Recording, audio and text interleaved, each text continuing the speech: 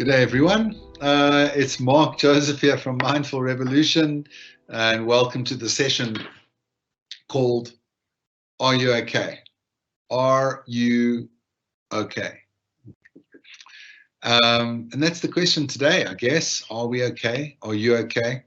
Today I'm wearing my pajamas, and I got the most outrageous ones that I could find, and I wear them for a reason, because I know that a lot of people that are not okay spend a lot of their time under the covers.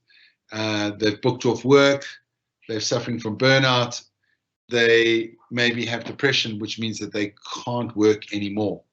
And I know how that goes. So I've got them on in solidarity for all those that are struggling with their mental health.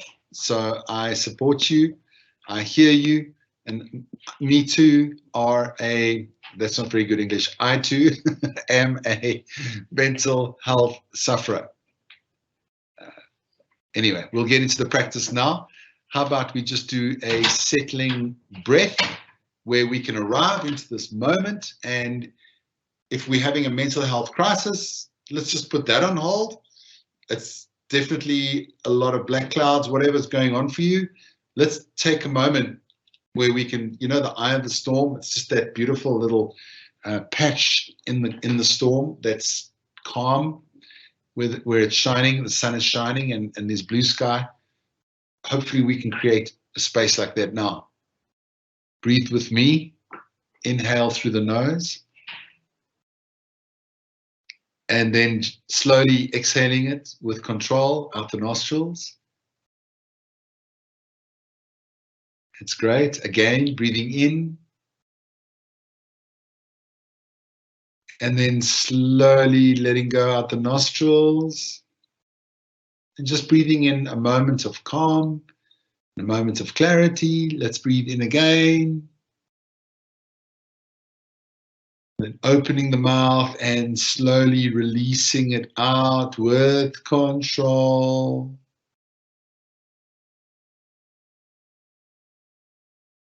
Giving yourself a moment to just jump off the hamster wheel of a stressful day.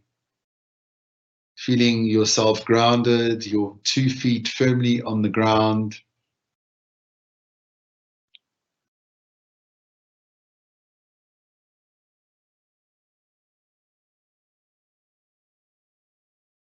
Just being here now frees us from the past, it frees us from the future. Being here now connects me to the ground, my chair, my desk, the sounds around me, and not so much my thoughts. And a lot of what we think about is illusory and never really actually happens anyway. And let's take in another deep breath, breathing in through the nose. And release and relax, relax, relax, relax.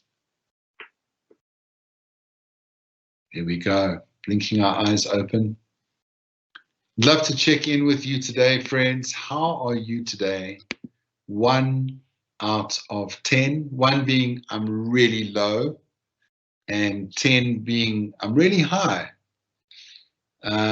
So what number would you give yourself today? And if you want to pop it in the Q&A, you're more than welcome to, so that I can hear how you're doing. Let me see if I could give myself a number.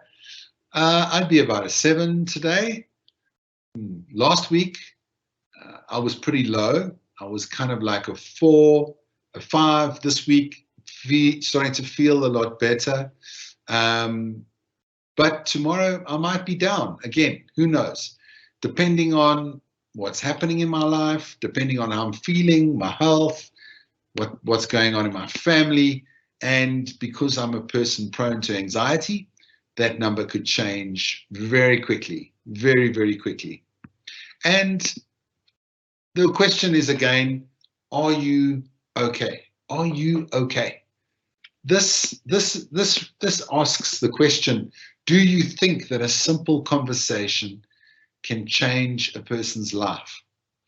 Do you think that just a simple conversation can change a person's life? I recall before the lockdown happened, a lot of my clients would call on us as a company, as Mindful Revolution, to go in and run proactive sessions around building resilience, around bringing your A game, about upskilling, about leadership, about emotional intelligence, about leading edge mindfulness training. And that was our profile, I guess. We were very much around mental fitness. And then, boom, all of a sudden, pandemic happens and everything slows down. Our work is no longer live. We're online. And we're still coming at it with a mental fitness angle. And people are going, I can't even think about this right now. I'm so grief-stricken. I'm so worried. My family, myself, the world.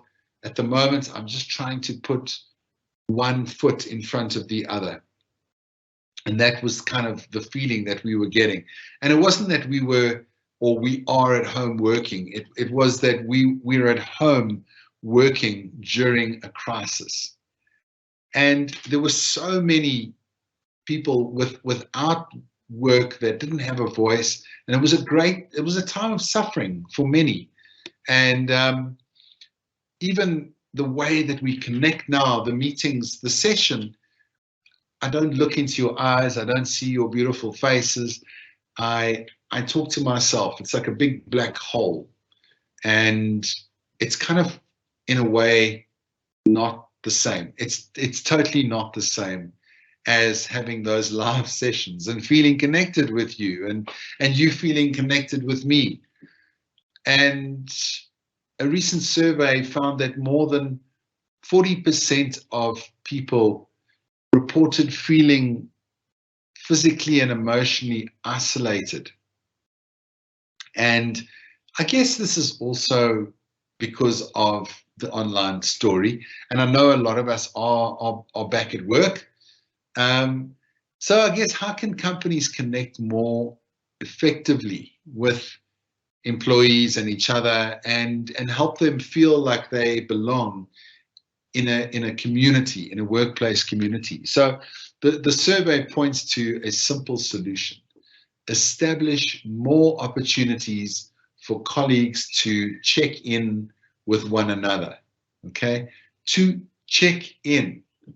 So in the same way that I asked you how you're doing, 1 out of 10, can you consider asking your colleagues that question? Can you consider asking your family that question? And you know what we do? I know it happens all the time. I have a 12-year-old son, pick him up from school, and you know, boys aren't that expressive, really. A lot of boys, and you ask them, how was school? And then you get the response, it's fine. Okay, anything happen? No, not really. Does it sound familiar? But now to encourage a different way of asking. How are you? How was school today? Like, if you could give it a grade, 1 out of 10, what would you give it? And then imagine if your child said it was a 2. Then that opens up a different story, and it opens up a door for your child to explain or express why today was a 2 out of 10. And it sure beats the words, I'm fine. It sure does, right? It sure beats those words. So let's have a look. When I was a younger guy, we grew up in a different age where it just didn't happen that way. People didn't really check in. People didn't talk about their emotions or their feelings. And why is it important to talk about our feelings and emotions? I mean, does anyone care? Well, it should, and we should. Because I recall my father, he suffered from burnout. He had a big job. He had a big position for General Electric in South Africa. He was the sales and marketing national manager. And work was going hard, and his life was going hard. It was difficult. His marriage was difficult, and I remember seeing him really down and really depressed. I was still living at home at the time, and I remember asking him regularly, "Are you okay, Dad?" And all I got back was, "I'm fine. I'm fine. Fine." But he wasn't fine, and as the weeks turned into months, he got retrenched, he lost his job, his marriage was on the rocks, and he spent the day in his pajamas, like this. For a year, he lived in his gown because he had nothing. He had nowhere to go, he had nothing to do, he was unemployed, and he was broken, and he was depressed. And I didn't know what to do. I didn't know how to talk to him. I had no skills. I had no emotional intelligence that I could have been taught at school that could have helped me communicate with a family member or a friend in a way that could help them. I had no skills whatsoever. And all I got from my dad was, "I'm fine." Until the day came where he took his life. He took his life. Second attempt. First attempt, I saved him. Second attempt, he succeeded in taking his life. So he wasn't fine. And that was where my mental health journey began, asking the questions, searching for a different world, a better way where we can speak, where we can be honest, where we can stop this kind of suffering in its tracks, that we should never, ever suffer in silence, suffer alone, even in a family. So I often think if we just had the genuine practice of checking in with each other and asking the real question, "Are you okay?" and not accepting the words, "I'm fine," my dad would still be alive today. The power of your resolve and your organization to arrange check-ins could save a life, as you never know who may need to express themselves, but they don't know how to. And it's also a big ask. You are expecting or asking someone who's feeling low to really be brave and to do something they've never done, and that's talk about their feelings. So it's kind of up to us to create the ground for that to happen. It's very kind for us to be able to do this for somebody else, because there will be somebody else. And also to realize that there's such a massive stigma in talking about our mental health. We would talk about a sore knee or the flu or even having the virus before we talk about our anxiety, our hang-ups, our OCDs, our substance abuse problems, our depression. These are not things we talk about. But if we did, we could get help, real help. So we ask the question, "How are you?" And then imagine someone is so brave that they say to us, "I'm actually not doing so well. I'm just coping." And now a lot of us would think, "Oh my gosh, Now what do I say? Now what do I say? I wasn't expecting that.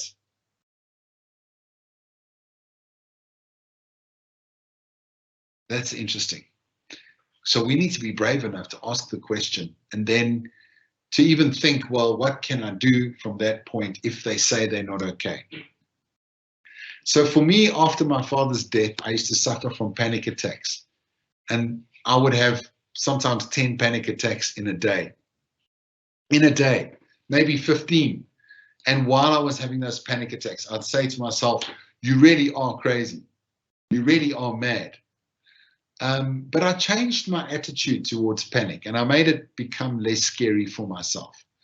And I would hold public talks. I've always been good at public speaking, and I'd say to the audience at those public talks, I am a person that is prone to anxiety and I might have a panic attack right now while I'm giving this talk because I'm nervous. And I found that in my honesty and by being vulnerable, I relaxed. And I also found that the people that I said that to, they would smile back at me and say, oh, Mark, it's okay. It's fine. And I would feel supported. And it took a lot of bravery to say that, but it changed everything for me. So that's, if you have any inclination to be honest and open about what's really how you feel to your loved ones, and then they can really help you. And you'll be surprised at how that could be a really joyous journey for you. But I know these are difficult things to expect. And there are different ways to check in with each other. So I checked in with you 1 out of 10. Let's say that you're worried about your child or your partner or your mom or your dad or a friend or a colleague, but you're not sure how to approach them. And maybe this particular image you could take down and say, hi there, sending you a message, please choose a color heart. There's a green heart, there's a blue heart, there's a yellow heart, purple, etc. Which one are you? And you could ask them the question in this way. And maybe it's the beginning of a meeting for your team, just to ask them, what color heart are you guys? And you'll be surprised at the answer, because I do this regularly. Maybe we could speak about the weather and say, I had a friend, a guy called Charles Mahema. I'd say to Charles, how are you today, Charles? And he'd say, I'm partly cloudy with scattered thunder showers. And then I would have a big laugh, you know. But in that humorous saying, I would think to myself, well, at least I know now how Charles is feeling. So maybe, how's the weather report? Are you sunny? Are you rainy? Are you stormy? Are you partly cloudy? You know, what is the weather for you today? A lot of apps have now got this as part of their question as you go into the app. How are you today? And you check in, and the app doesn't care how you're doing. It's really about you. It's about bringing awareness into, oh, well, maybe I am feeling tired today, and maybe I am anxious today, and maybe I'm unsure. And then I can really be introspective and determine, how am I feeling today? And if I am feeling today, then I can tell my friends and my family, I am a 3 out of 10 today, or I am bored today, or whatever it is. At least you know, you've named it. There are feelings charts. Today I'm feeling, and then you can find a word or a face for how you're feeling, and that can help with asking the question to your child or, again, your colleagues, and find out really, how are they? And it's important, because if your colleague's feeling ignored, then why? Then we can have that conversation with them. There's also feelings wheels or feelings charts with emotions, where you can go into it and say, Is there a word that describes how you feel? And it just seems obvious, but it's not, because people really, we don't know how we feel. It's difficult to find out how we really feel. How are you doing today in dog scale? Oh, I love number 5. How's that look there? Number 8's all teary. Number 9 is just ecstatic. Or the cat scale. Number 5 again, just hilarious. But this is a nice way to check in. It's fun, it's humorous, it's not so heavy, and still you get an idea from your colleague or from your family. If a family member puts 8 on the dog scale, then you know what, today's the day I take that one out for lunch or a coffee and I ask them, are you okay?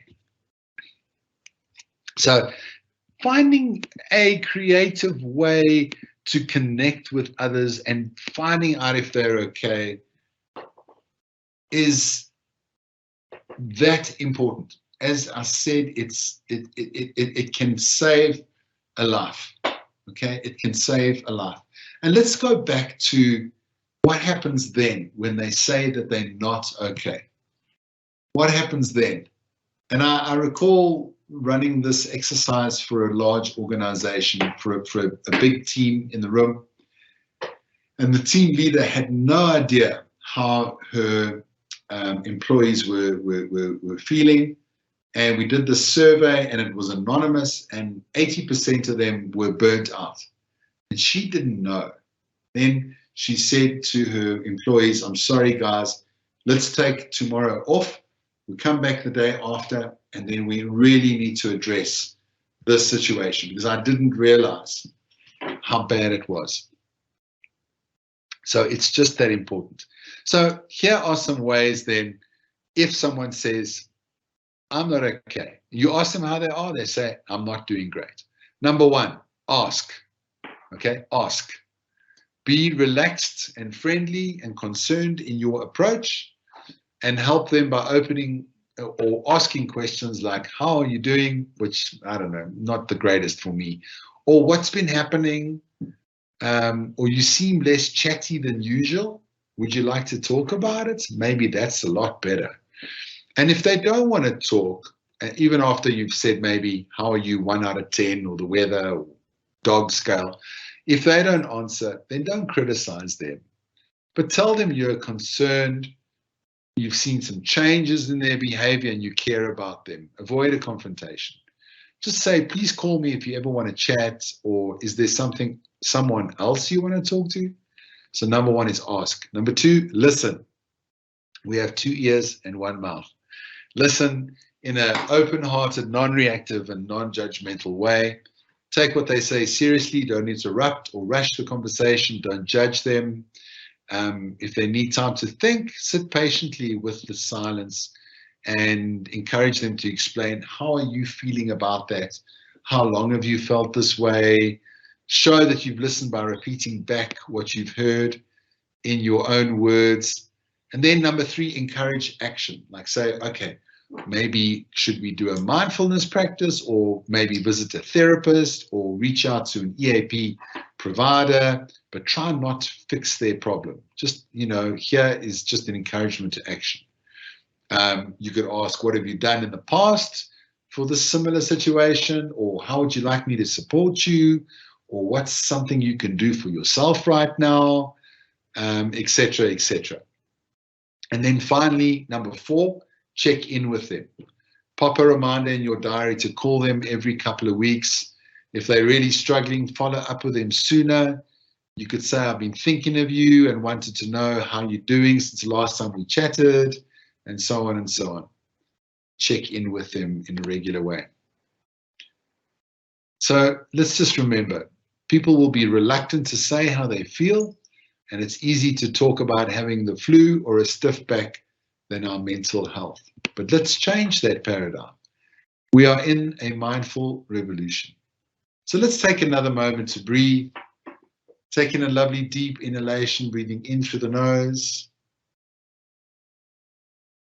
And slowly breathing it out.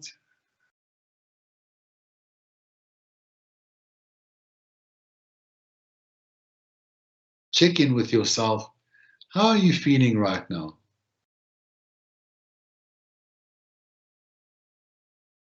And it's okay to feel what you are feeling.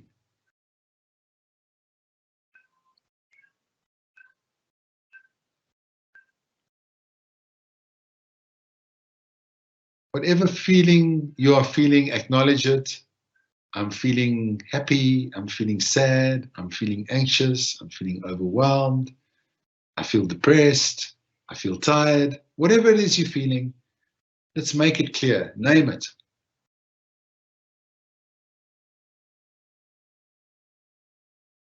And sit with them.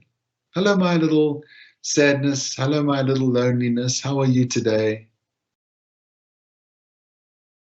You don't have to feel better. Just acknowledge these feelings and your emotions and say it's okay to feel this. It's okay to not be okay.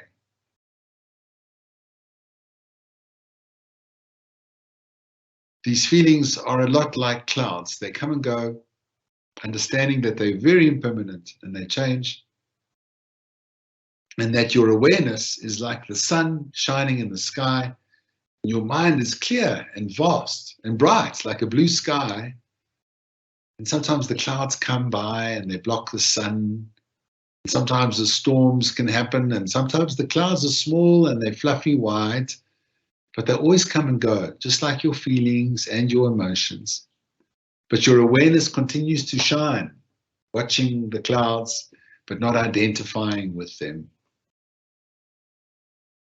And recognizing very clearly what the weather report is in many, many moments of our day can help us. Can help us express ourselves correctly, explain how we feel well, so that others really understand us.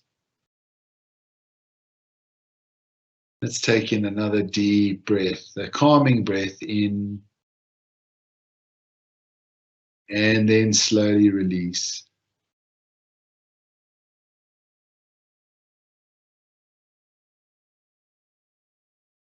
Good. So a little bit of homework perhaps. Today, be the one to suggest a check-in with your colleagues or your family. It's like really the most compassionate thing you can do. Give it a try. Call someone maybe who you're concerned about and give them the space to check in. Remember, ask, listen, encourage action, and check in. Those are the 4 parts of Are You Okay? And I'm going to ask the question again. Do you think that a simple conversation can change a person's life? And if you do, well, then we can do something. If you have a journal, maybe write down how you've been feeling and why. Shine the light on your internal landscape and suggest ways of perhaps comforting or uplifting these emotions. So, friends, if you missed what I said earlier, I'm wearing my pajamas. For all those that are struggling and that are struggling to get out of their pajamas, I'm in solidarity with you. And yeah, today I feel strong enough to ask you, are you okay? There's other days where you have to ask me, are you okay? It's been lovely to be here once again. Please take care of yourselves and bring that awareness into your homes and into your workplaces by asking the most important question, are you okay? That's all for today, friends. It's Mark Joseph from Mindful Revolution, wishing you well, not only physical health, but mental health as well. Goodbye.